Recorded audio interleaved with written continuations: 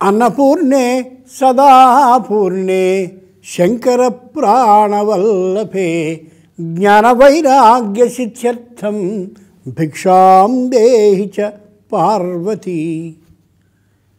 శంకరుడు తనకి తాను ఆలోచించాడు, నేను సర్వజ్ఞుణ్ణి, అన్నీ తెలిసినవాణ్ణి అని అందరి చేత అనిపించుకోబడుతున్నాను. కానీ నాకంటే తెలిసినటువంటి సర్వజ్ఞ లేదా సర్వజ్ఞుడు ఉత్తముడు ఎవరైనా ఉన్నారా అని ఆలోచిస్తే ఆశ్చర్యంగా తన భార్య అయినటువంటి ఆమె పార్వతీదేవి తనకంటే సర్వజ్ఞురాలిగా గోచరించింది.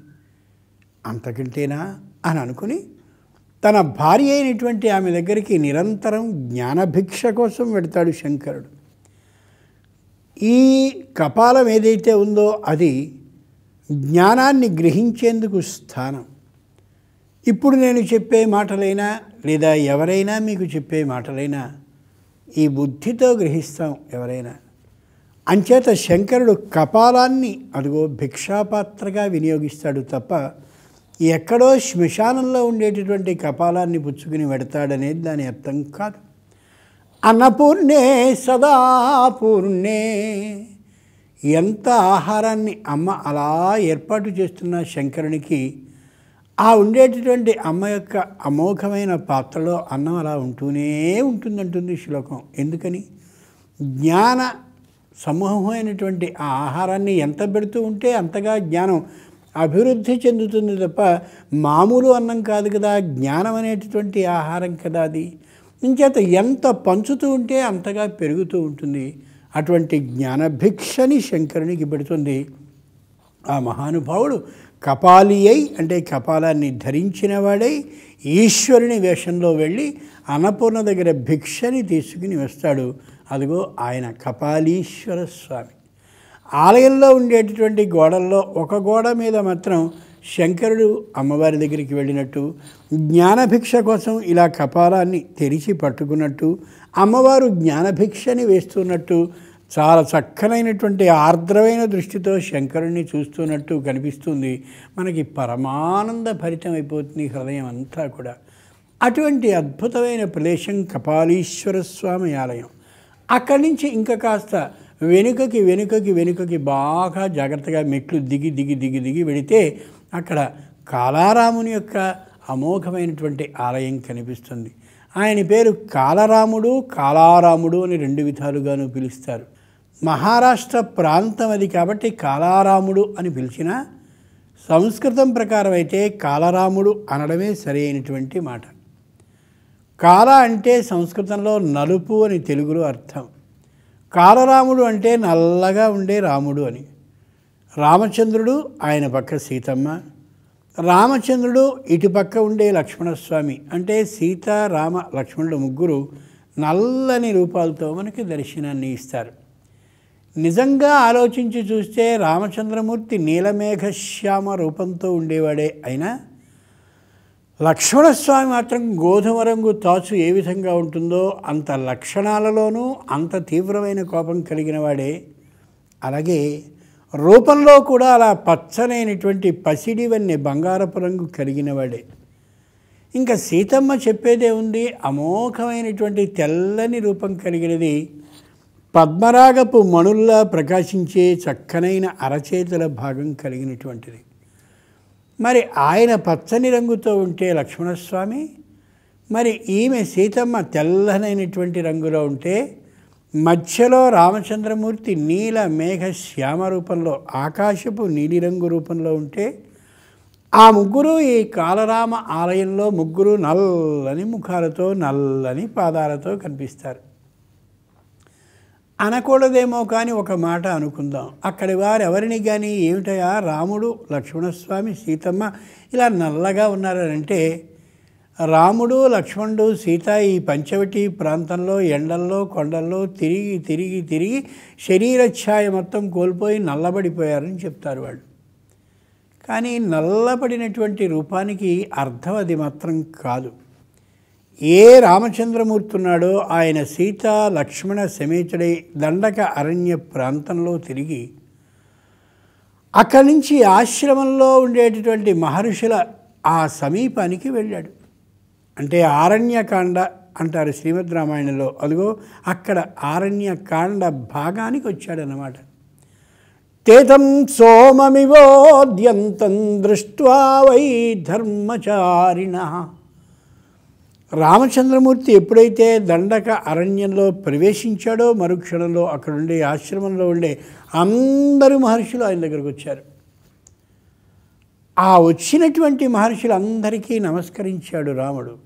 స్వచ్ఛమైనటువంటి విల్లు భుజానికి ఉండనే ఉంది, వెనుక 2 అమ్ముల పొదులున్నాయి.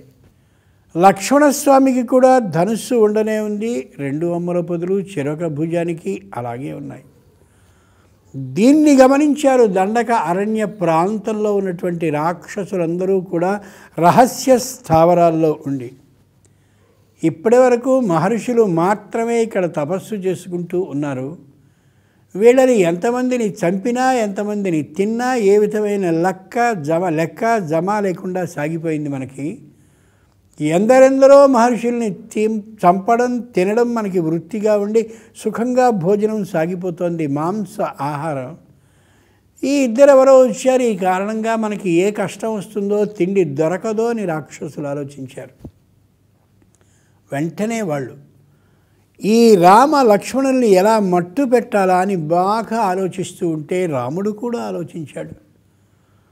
ఆ దండకారణ్య ప్రాంతంలో ఆశ్రమంలో ఉండే మహర్షులందరి యొక్క ఆశ్రమాలని జాగ్రత్తగా పరిశీలించి చూస్తూ ఉంటే గుట్టలు గుట్టలు గుట్టలు గుట్టలుగా మహర్షుల అస్థిపంజరాలన్నీ కనిపించాయి.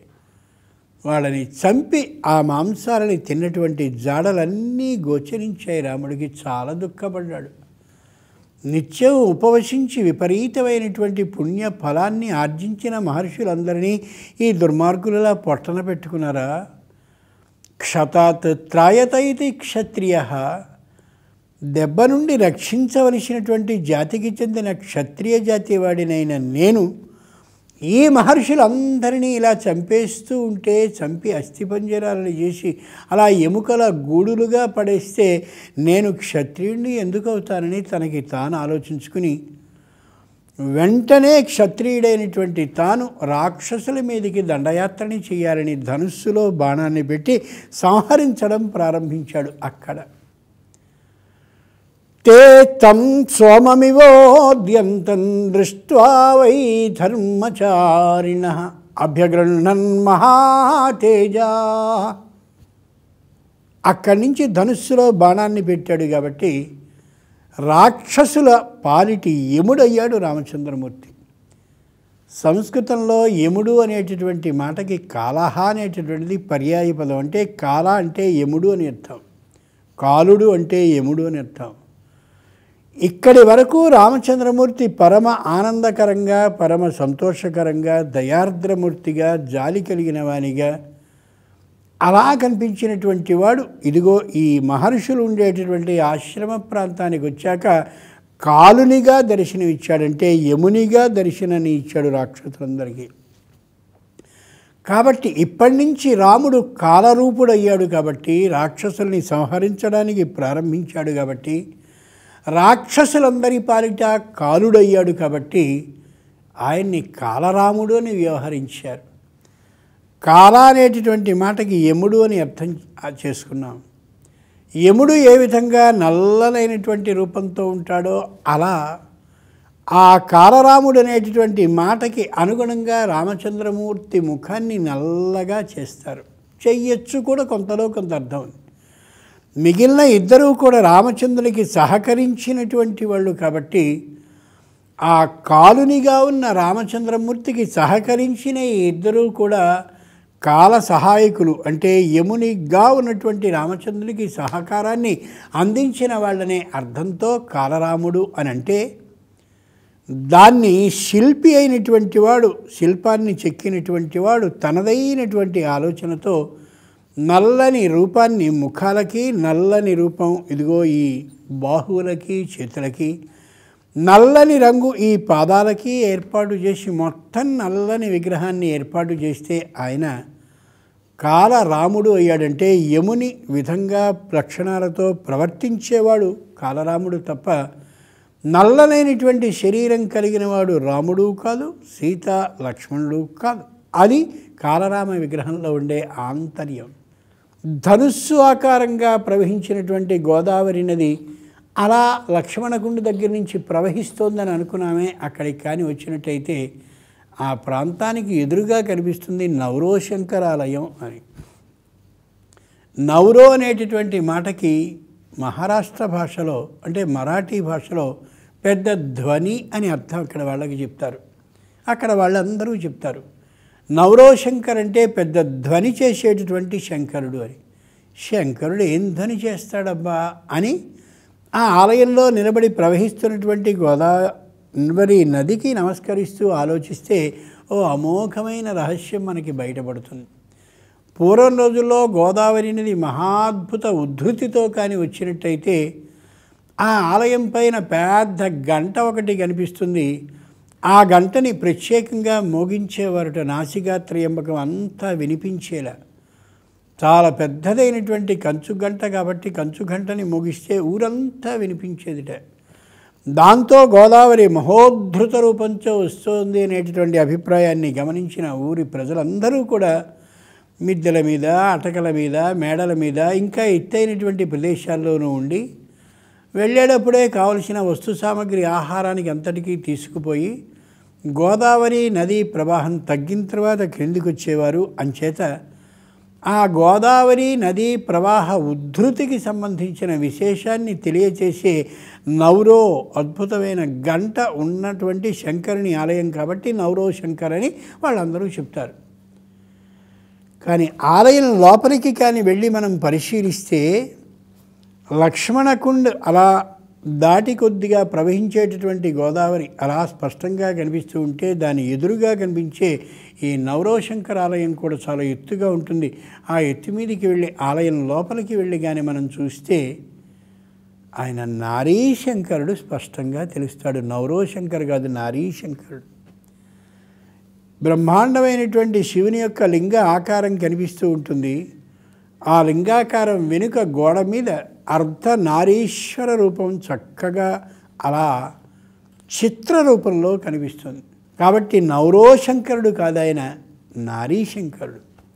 అంచేత ఆ నారీశంకరుడికి కానీ నమస్కరించినట్టయితే మనలో ఉండే కుడి భాగమైన మనని, మనలో ఉండే ఎడమ భాగమైనటువంటి భార్యని అంటే మన ధర్మపత్నిని ఖచ్చితంగా రక్షించడానికి సిద్ధంగా ఉన్నాను నేను అని శంకరుడు ఆశీర్వదిస్తూ లింగ రూపంలో కనిపిస్తాడు అన్నమాట.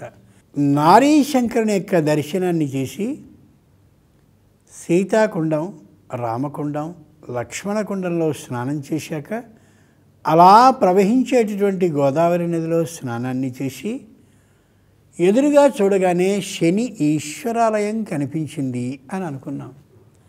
ఆయన శనేశ్వరుడు కాదు, శనీశ్వరుడు. శని ఈశ్వర లింగ రూపంలో కనిపించేవాడు శనీశ్వరుడు అవుతాడు. కానీ చిత్రం ఏమిటంటే ఇక్కడ మనం స్నానం చేసినప్పుడు స్పష్టంగా శని విగ్రహ రూపంలో కనిపిస్తాడు తప్ప ఈశ్వర లింగ రూపంలో కనిపించడు. గోదావరి నదిలో స్నానాన్ని చేశాక 12 సంవత్సరాలకు ఒకసారి వస్తాను తల్లి గోదావరి నది. మళ్ళీ పై 12 సంవత్సరాలకి పుష్కర కాలం వచ్చినప్పుడు నేను రాగలనో లేదో వస్తానో లేదో కాబట్టి ఇదిగో నమస్కరిస్తున్నానని నమస్కరించి శని విగ్రహం దగ్గరికి మనం వెళ్ళాము అని అనుకుందాం. ఎలా ఉంటాడు శని? ఆయన పేరు శనైశ్చర. శనై అంటే నిదానంగా, చరహ అంటే అడుగులు వేసుకుంటూ వచ్చేవాడు అని అర్థం. అయ్యో నాకు ఈ ఇబ్బంది కలుగుతుందని నేను ఊహించలేదు అనుకుంటామే, అది సరిగ్గా శని ప్రవేశం జరిగినటువంటి కాలం అని అర్థం. శని ఎలాంటివాడు అంటే తాను మన శరీరంలో మన జీవితంలో ప్రవేశించినటువంటి విశేషాన్ని చాలా వరకు ఆయన ప్రవేశించే వరకు కూడా తెలియకుండా ప్రవేశించేటటువంటి లక్షణం కలిగి ప్రవేశించిన తర్వాత అబ్బో చాలా ముందే ప్రవేశించాడు ఆయన అని అర్థం చేసుకునేలా చేసే లక్షణం కలిగిన వాడైన. అంచేతనే నిదానంగా అడుగులు వేసుకుంటూ జీవితంలో రహస్యంగా ప్రవేశిస్తాడు.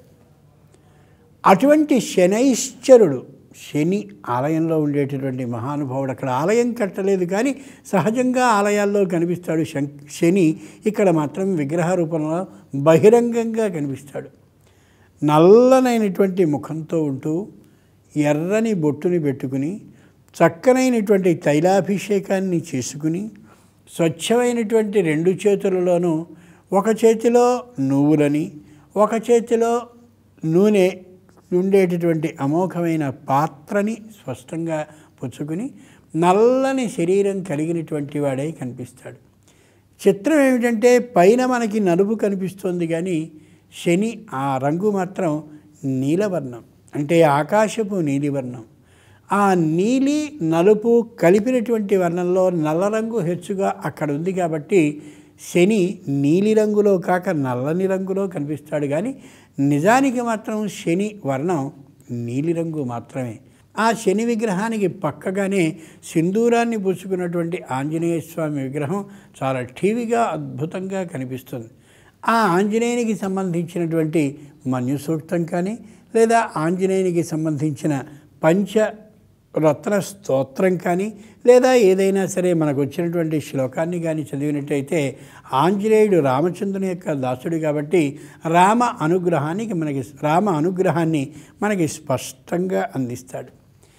ఇలా పంచవటికి వెళ్ళేటటువంటి ఆ ప్రదేశంలో ఉన్న నాసికా త్రియంబకంలో ఈ విధమైనటువంటి స్నానాలని చేశాక శని ప్రదక్షిణాలన్నీ చేశాక స్నానం చేయాలని ఎక్కడా శాస్త్రంలో లేదు కాబట్టి శని ప్రదక్షిణాలను చేశాక ఆంజనేయ స్వామిని దర్శించి అక్కడి నుంచి మనం తిరిగి రావాలి. ఇదంతా ఒక ప్రత్యేకమైనటువంటి విధానం. కాబట్టి మనం నాసికా త్రియంబకానికి వెళ్ళి యథార్థమైనటువంటి ఆ గోదావరిలో స్నానాన్ని చేసి సంపూర్ణమైన పుణ్య ఫలితాన్ని ఈ విధంగా పొందొచ్చు అన్నమాట. గోదావరి స్నాన పుణ్య ఫలితమస్తు. స్వస్తి.